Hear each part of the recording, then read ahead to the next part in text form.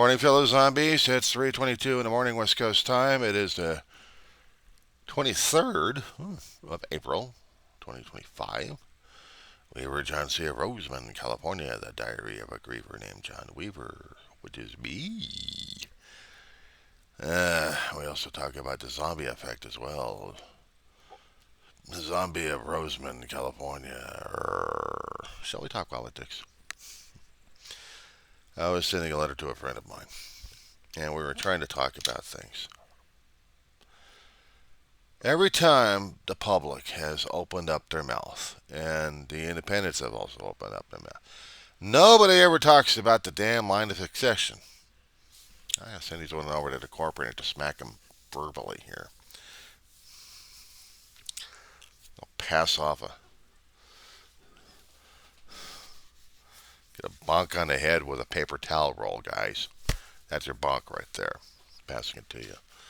Every time I keep hearing about, oh, Trump needs to be impeached, Trump needs to be impeached, you keep forgetting who the hell we got coming in office, and nobody pays attention to how this works in the Constitution of the United States. See, somewhere in there, about 1792, it was written into the amendment, actually into the process of the Constitution, where we have a line of succession. We have the president, and then if something happens to him, we get the vice president as backup, right?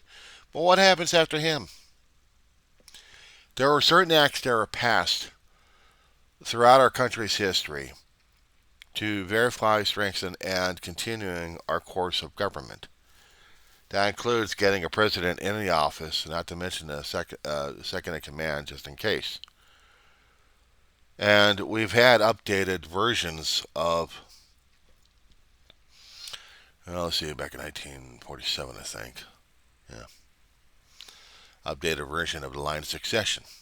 Now, when they started off, they just had the president and vice president. That's about it. But any other kind of schmuck they can put into the office that they can do a line of succession, but not specific. Well, then they had to get specific about that one. They had to get specific about it. Because if they didn't get specific about it, they've lost their minds, literally. So while researching this stuff, even Wikipedia comes in handy. There are professors out there who cringe that a college student would actually use it, but sometimes I find it helpful. This is one of those times. Now, as said before, back in 1792, when they had the Succession Act of that happening there, they added the Speaker of the House and the Senate. Where roles were positions were reversed. Back then, it was the Senate first and then the House. I mean, get the vice president knocked out after the president is knocked out.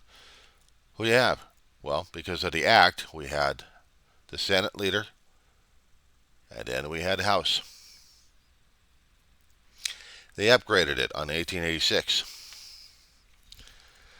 They added a Secretary of Navy, Secretary of Treasury, Secretary of War, Attorney General, Postmaster General, Secretary of the Navy, and the Secretary of the Interior. Wait, gets worse.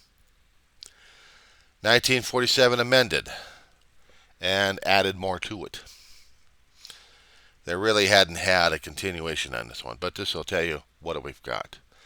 Now, as I was trying to explain in my other video, and I'm making it public out there, I just wanted to go over this information with you because I wanted the independents out there to understand this.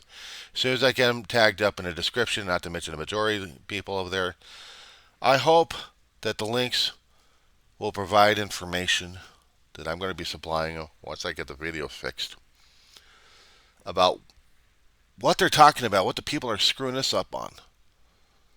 It's not just getting rid of Trump. And it's not just getting rid of J.D. Vance. The weakest link we've got on there is the Speaker of the House. And I have to make this understood. Currently, because of the November 2024 elections, we had installed completely a Republican Party into the executive branch, into the House of Representatives, into the Senate, and not to mention the majority of our judicial Supreme Court. And there are Trumplicants in there. There are people who follow Trump to the letter and will destroy the Constitution. So, what we have in the Trump party, because of the line of succession that we have, understand, these are all him. Get it? Speaker of the House, President pro temp of the Senate, Secretary of State, Secretary of Treasury, Secretary of Defense, Attorney General, Postmaster General, Secretary of the Navy, Secretary of the Interior, Secretary of the Agriculture, Secretary of Commerce, Secretary of Labor, Secretary of Health, Education, and Welfare. Right now, Secretary of Health and Human Services, that is. Secretary of Housing and Urban Development, Secretary of Transportation, Secretary of Energy, Secretary of Education, Secretary of Veteran Affairs, lastly, Secretary of Homeland Security since 2006. Trump Party. Here's the catch. To get to what we need Congress changed. We can't do the executive branch without getting Congress changing. There is a majority of 220 of the Trumplican/Republican Party. We have 215 of the Democratic. In order to get a speaker changed, there has to be a challenge on the floor. And there has to be a majority enough to override, to make the vote happen. Remember what happened with Kevin McCarthy? When the House chamber changed from Democratic to Republican during that time /Trumplican party, McCarthy had gained power after Pelosi stepped aside. They had a week-long election in the House, Monday through Friday on this one. McCarthy was doing anything and everything he can to get himself established as Speaker of the House. He made a lot of deals, soul to soul.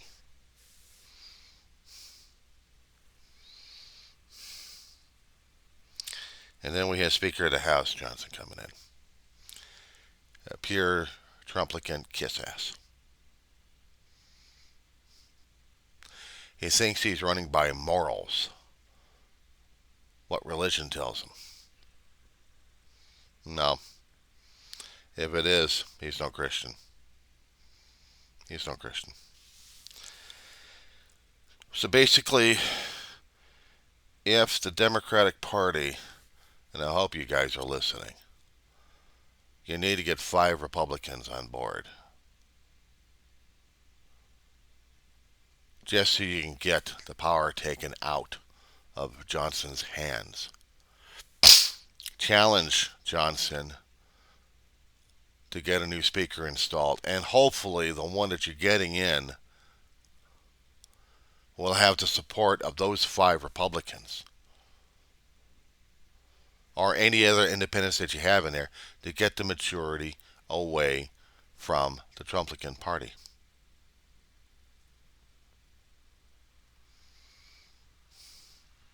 Once that's happened, and once you have that maintained, I know they had made changes to the rules, and they're going to have to make the changes on the rules again on this one. McCarthy screwed it up just to keep his desk. It only takes one person to make that challenge, so McCarthy can hold on to that power. And guess what happened to him? They got to make the rules changed again. But if they actually can get it challenged, if we can get a Democrat as a minority leader of the House. It's too bad we couldn't flip them. Flip the Republicans into independents.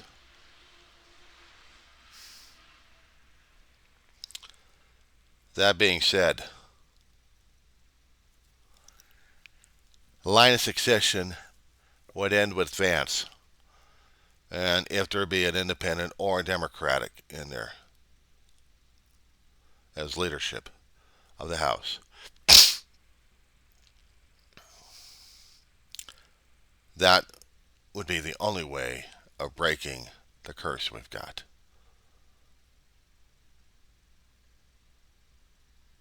I don't see any other way. Legally, that is. I can speak a lot. A lot of people have been speaking too much, or maybe not enough, of how much anger, vitriol, confusion, terrified, fear mongering, anything and everything on the table concerning about our administration that got voted in by the American people, and that the world is going to suffer for this because of their own stupidity. We're stupid. We have other countries who are going to be denying people's visas. In fact, they already are. Because we are screwing up the immigration system and the tariffs, trying to buck the world economy to go crash and burn. They say we're getting to the levels of 1932 awfully damn fast. And 1932, the country and nearly the world was in a recession. I'm sorry, not recession, depression. They call it stagnation, though. And that's the scary thing right there, the stagnation. Rates can't change. Rates won't change. Prices won't go down for the food. Employment is lessened already. But there's nothing to break the chain. Not enough money being pumped into people's hands can fix that. We needed trade. We needed money coming in. We needed tourism. We needed foreign currency coming into the country. We needed to do our thing for the rest of the world regarding our trade. That's why we had different trade programs left and right. But unfortunately, we had lost a lot of our manufacturing. Yes, we'd like to get it back if we could. But if we can't, then we got to do other trade options. Not all countries are manufacturers. Not all of them deal with trade. Some countries have balances and other countries have their own extremism. But to throw everything else off with the tariffs, and then we have people who can't even go to another country to enjoy it, because once they see the paperwork, they see the visa, they see the applications, they see the passport. Go away, go away. You're not allowed in this country. Get back in that plane and go home. Make other arrangements. Get out of here. If you're on a cruise ship, are they still going to be allowing Americans? I found out that the cruising industry and the organizations that they belong to have changed with their guidelines so much. They're trying to follow the State Department's recommendations, not to mention the TSA's recommendations of what's allowed, what's not allowed on board ships, but also certain behaviors, but also correct documentations, especially when you have to go into countries that are looking for specific visa requirements. And if you don't have that, guess what, boys and girls? You're not leaving port. I mean, you're not going on a ship to go to any other port other than the country that they're going into that just denied your visa. I'm discovering more and more on the YouTube channels regarding that one. And then when I look at TSA requirements, I'm like, holy crap. Then they got to look at the State Department, what they have. Even worse. So now we have those happening. I'm not quite sure how to help you with that. Good night, Alexa.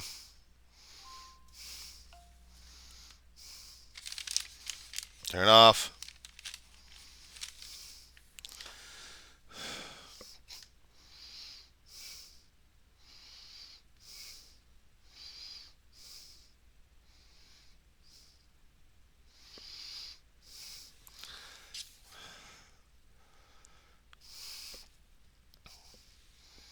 Fire pads. Nice for small televisions, I'll tell you that much.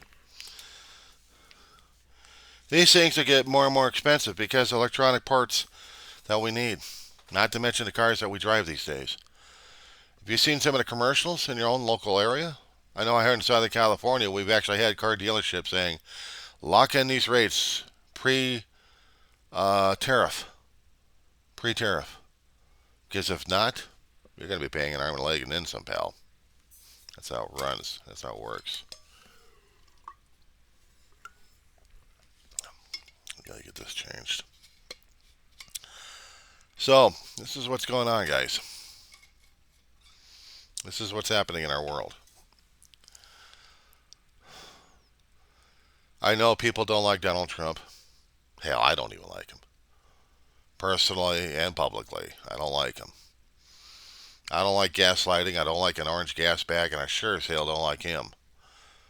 There was something about a con artist going through the streets and showing to the people how wonderful he is. Wants to tell people how wonderful he is, and I'm so wonderful. You gotta follow me because I'm so wonderful.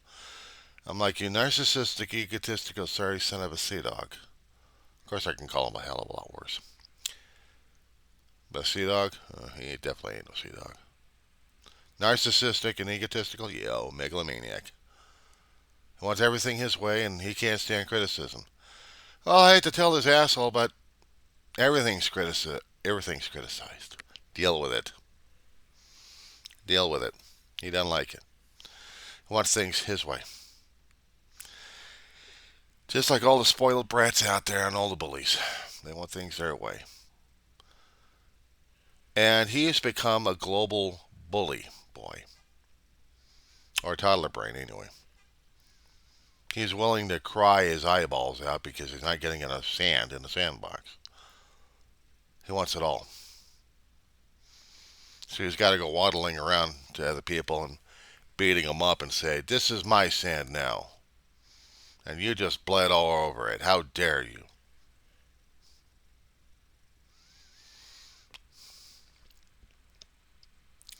So, yeah, we are dealing with this. The whole world's dealing with this. The whole time period's dealing with this.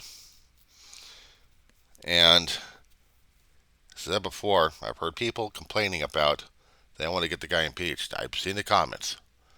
And a lot of the videos that are being posted out there by independents, and not to mention the corporate media out there, there's a lot of drawback on this one. And I like to tell all these people, pay the fuck attention to Politics 101 before you start opening up your damn mouth, because you're showing your ignorance a great deal on this one. You can't just impeach the damn president and expect J.D. Vance to change overnight. You guys have already seen what this asshole is. And the problem is regarding J.D. Vance, his family. He's spouting up the Trump policies left and right. How does his family feel about him personally? And publicly, I heard it. No, that doesn't fly with me. That doesn't fly with me at all. And if you're supporting this, if there's a family supporting this, and understand what kind of an asshole he is to other people, I'm sorry. You're going to have to live with that stigma for the rest of your life. You're going to have to be buried alive with it, because when you married into politics, when you married into public life, this is it. You're going to be under scrutiny. Anytime I put stuff out, I have made myself a public target. My life I put out there. I have tried to educate people in the ways of how you look at this stuff.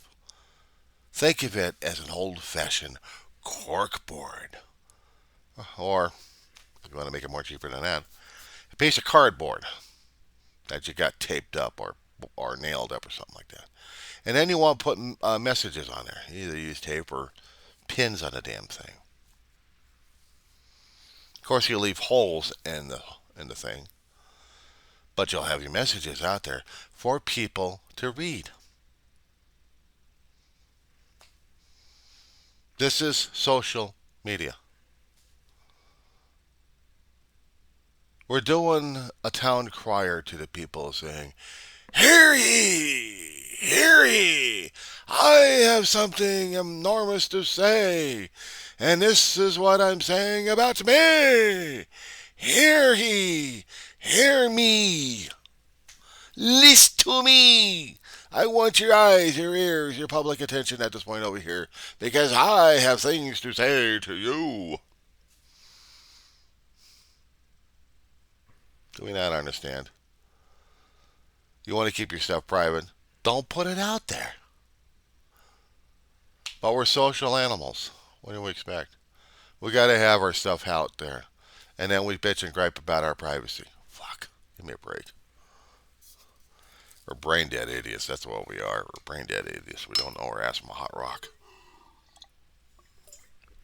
And when you're marrying into politics, or you're already married into politics and now it's becoming more and more public, guess what? You're open season, people. The more you got exposed out there. If you're married to a politician who likes to backstab people and yet lies to their family on a constant basis, well, how do you think that family's going to be looked at?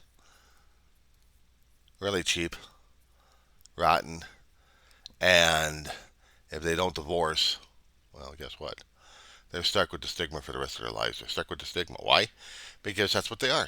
Even the Trump family. JD family's going to be that way. So is the Trump family, and they've always been that way. Lying, cheating, stealing, manipulative bastards. And the other word for B.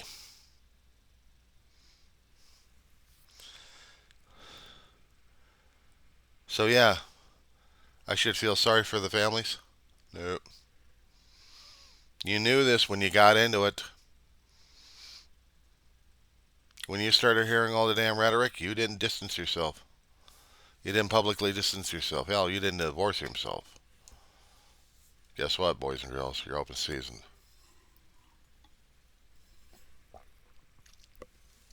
So am I. I am open season. I am open season. Go ahead. I don't work anymore. Got nailed by work, so I don't want. I had to deal with the consequences, one way or another. Do I like retirement? School for 10 years just to have fun. Keep me busy. Now I'm wondering if I reach the age of 60 next year, if I'm going to be able to deal with life on life's terms. And if I am, what am I going to be doing? Probably going to jail. Because my mouth will probably get me in a lot of trouble. Because I've just attacked politicians. I just attacked families. And I would be considered a bad person for doing that. I'd say, nope, you're open season, pal. It's just as bad as when you go into a liquor store or into a drugstore and you start to ridicule other people because they asked a perfectly valid, pointed question. Where the hell's the damn town halls at? You coming up with a new one? And then you have a congresswoman trying to berate this guy just to make her political points to be spread out on the internet. You just made the guy famous. You just made the guy famous enough where he's coming after you. And if he does for defamation of character, your ass is grass. Now, it's one thing if someone's got an opinion about a public person, like like maybe a congressperson or another public official. The First Amendment does have limitations, but it does guarantee you, give you some liberty of saying, I am saying things that I've seen about you that I disagree with, and I'm showing you my disagreement one way or another. Well, hopefully in a way that doesn't promote violence.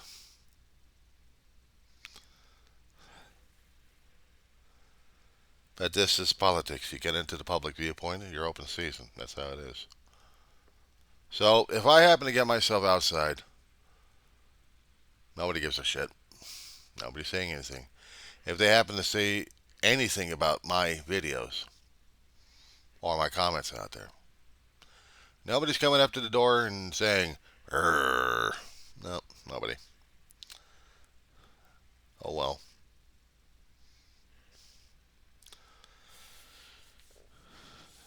That's my take on a lot of things right now.